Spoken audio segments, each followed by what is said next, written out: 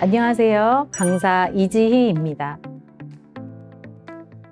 가까운 사이이기에 더 큰 상처를 만들 수 있는 관계가 있습니다. 바로 가족인데요. 특히 아이들은 어리고 약하다는 이유로 가정폭력, 학대의 피해자가 되곤 합니다. 어떻게 대처하고 예방하면 좋을지 지금부터 이야기 나눠보겠습니다. 가족을 무너뜨리는 가정폭력, 함께 이야기 나눠볼 어머님을 한 분 모셨습니다. 안녕하세요. 안녕하세요. 고등학교 3학년인 다희 엄마 김종선이라고 합니다. 반갑습니다, 어머니. 먼저 여쭤보고 싶네요. 다희 어머님은 가정폭력이라는 단어를 들으면 어떤 이미지가 떠오르시나요? 회초리를 들고 아이를 때리는 것은 물론이겠지만 방임이라든지 아이의 자유의사를 무시하는 것으로 떠오릅니다. 맞습니다. 말씀하신 게 다 가정폭력에 해당하죠. 그럼 이런 사례는 어떤지 한번 들어보시겠어요? 한 발달장애 학생이 보내준 사연입니다. 안녕하세요. 저는 땡땡중학교에 다니는 김민지입니다. 저는 달콤한 디저트를 좋아해서 자주 사 먹어요. 그런데 우리 엄마는 저한테 그렇게 먹으면 돼지가 된다. 그만 좀 먹어라 라고 말해요. 속상해서 아빠한테 말씀드리면 엄마 말이 맞다고 하시고요. 언니는 날씬한데 둘째 딸은 다이어트 좀 해야겠다 라고 하시면서 잔소리를 하세요. 어느 날은 다이어트를 하라고 하루 종일 밥을 안 주실 때도 있었어요. 저는 그럴 때마다 스트레스를 받아 달콤한 게 더 먹고 싶어져서 고민입니다. 어머니, 민지 학생의 사연을 들어보니 어떠세요? 아이의 입장이 이해가 되네요. 중학생이라면 제재를 하면 더 하고 싶을 때잖아요. 저희 아이는 식탐이 많지 않아서 겪어보지 않은 상황이지만 안타깝네요. 그렇죠. 민지 학생의 가족은 지금 가정폭력을 하고 있어요. 돼지라고 모욕을 주는 말이나 비교하는 말 등으로 상처를 주는 언어폭력입니다. 또 부모님은 사랑이라는 이유로 다이어트를 강요하고 끼니를 거르게 하셨죠. 한창 성장기인 중학생에게 식사를 못하게 하는 건 아동학대 유형 중 방임에 해당하는 폭력이 되기도 하고 여성은 날씬해야 한다는 성별 고정관념에 따른 차별과 통제이기도 합니다. 민지 학생 부모님이 대화 방식을 바꾸면 좋을 텐데요.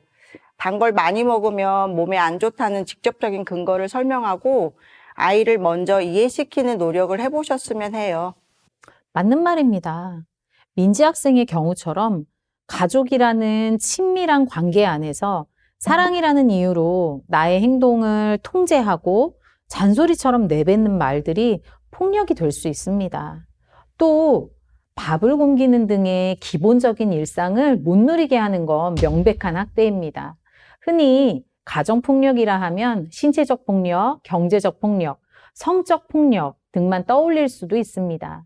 하지만 민지 학생이 사연 끝부분에 스트레스를 받는다고 했어요. 이렇게 마음을 괴롭히는 것과 자녀의 행동을 통제하는 것도 가정폭력이라고 할 수 있어요. 그리고 사실 가정폭력의 유형 중 가장 많은 부분을 차지하고 있습니다. 가족이라는 이름 아래에 지나칠 수도 있는 가정폭력.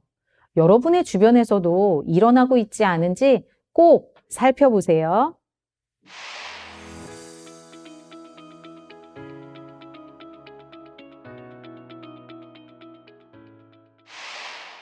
가정폭력에는 몇 가지 특징이 있는데요. 지금부터 짚어보도록 할게요. 먼저 잘 드러나지 않는다는 것입니다. 특히 중증장애가 있을 경우 제3자가 폭력을 목격하거나 피해의 흔적을 알아차리기까지는 좀처럼 피해가 드러나지 않습니다.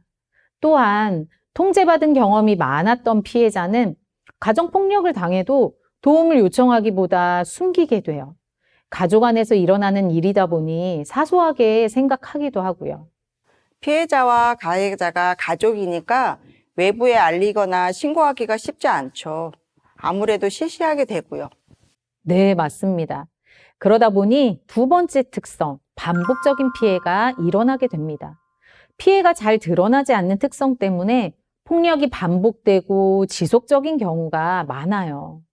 장애의 정도에 따라 다르긴 하지만 발달장애 특성상 여러 번의 피해에 대해 잘 구분해서 진술하는 게 어렵잖아요. 또 일단 학생의 신변에 이상이 생기면 보호자인 가족에게 먼저 알리기 마련인데 그 과정에서 무마되기도 하죠. 가정폭력의 세 번째 특징은 폭력이 겹친다는 겁니다. 겹친다는 건 한 가지 유형만 나타나는 게 아니라 예를 들어 언어폭력과 신체폭력, 아동학대와 노인학대가 함께 일어나는 거예요. 제가 아는 학생 중에 이제 성인이 되어 직업 훈련을 받는 학생이 있는데요. 남학생인데 본인 이야기를 하고 싶다고 사연을 보내왔어요. 한번 들어볼까요? 안녕하세요. 저는 21살 청년입니다. 지금은 다 컸지만 자꾸만 생각나는 기억이 있어요. 제가 어렸을 때 소리를 많이 질렀어요. 집에서 소리를 내면 아빠는 시끄럽다고 저를 때리시고 베란다로 보냈어요. 그리고 문을 잠갔어요. 아침부터 그러면 베란다에 있다가 학교를 못 간 적도 있고요. 지금은 아빠가 절 가두거나 때리지 않아요. 잔소리는 좀 하시지만 친절하게 대해주세요. 하지만 저는 아직도 베란다를 보면 옛날 기억이 떠올라서 괴로워요. 어머니, 이번 사연은 어떻게 들으셨나요? 우리 다이도 혀 근력이 약해서 본인도 모르게 가끔 내는 소리가 있어요. 집중하면 더 많은 소리를 내기도 하고요. 저희는 그럴 때마다 아이의 이름을 불러요. 다이야 하고 부르면 다이가 왜? 하고 대답하면서 본인이 소리를 냈다는 걸 인지하고 아, 쏘리 하기도 하고요. 다이 아빠도 같은 상황에서 다이 지금 누구랑 얘기해? 이런 식으로 말을 걸어요. 이렇게 부드러운 분위기로 알려줘도 아이는 교정을 하거든요. 이 청년의 아버지도 다인의 가족만 같았다면 얼마나 좋았을까요? 이번 사연을 들었을 때 드러난 가정폭력은 신체적 폭력과 교육적 방임이에요. 아이들은 필수 교육을 받을 권리가 있죠. 그런데 이 학생은 기본 권리를 아버지로부터 침해받았어요. 실제로 최근 장애인 학대 주요 통계를 보면 발달장애인 피해자가 74.4%로 가장 많았고 그중 신체적 학대가 34.3%로 가장 많은 비중을 차지한답니다. 감금이라는 신체적 폭력과 방임 피해를 입은 이 학생의 경우 어릴 땐 베란다에 갇히는 게 다들 겪는 일인 줄 알았대요. 모르고 겪었지만 그 상처는 그대로 남은 거죠.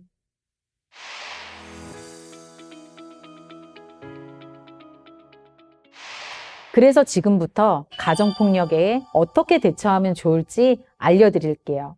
꼭 기억해야 할 것, 가정폭력을 당하거나 목격했다면 112로 경찰에 신고하거나 장애인 학대 신고번호 1644에 8295로 알려주셔도 됩니다.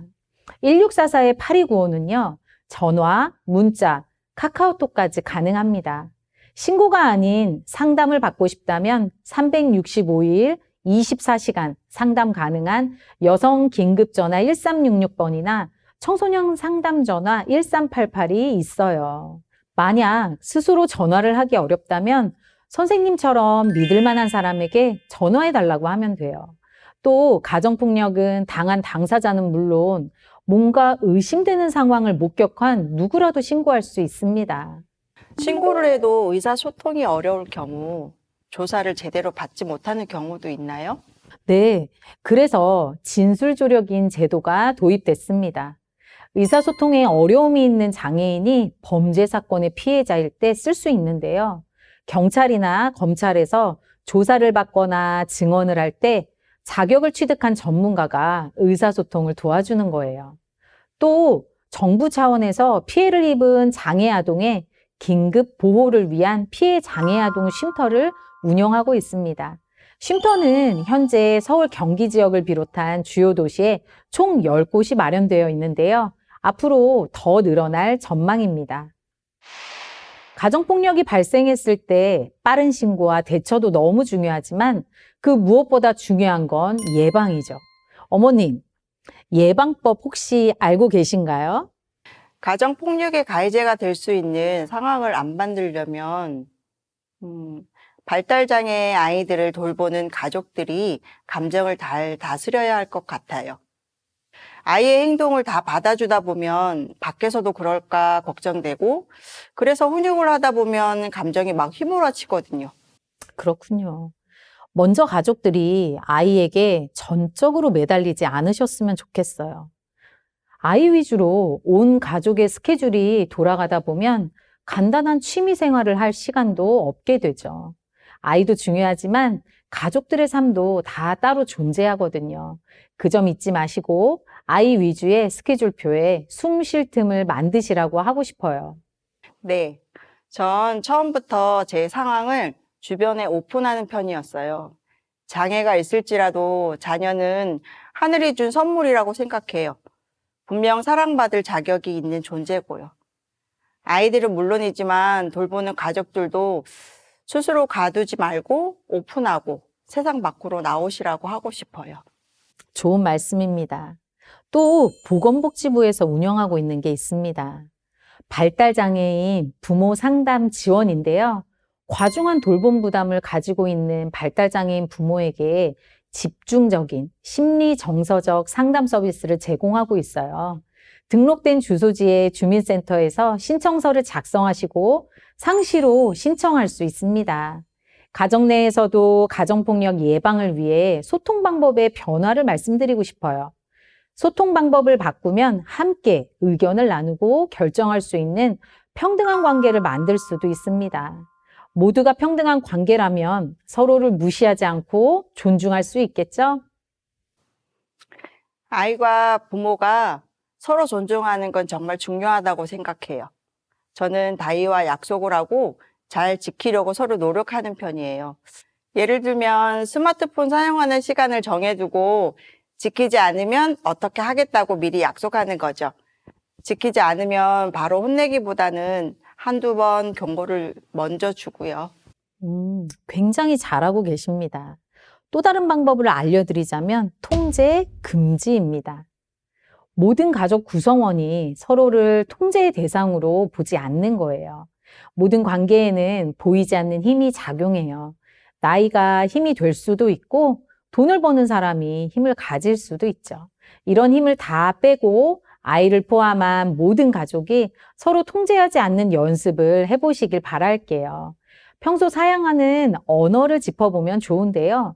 자기 전에 간식을 찾는 아이에게 지금 먹으면 살쪄, 먹지 마 라고 하는 대신에 밤이 늦었는데 그거 먹어도 괜찮겠어? 라고 아이가 스스로 판단해서 결정할 수 있게 유도하는 식으로 바꿔보면 어떨까요?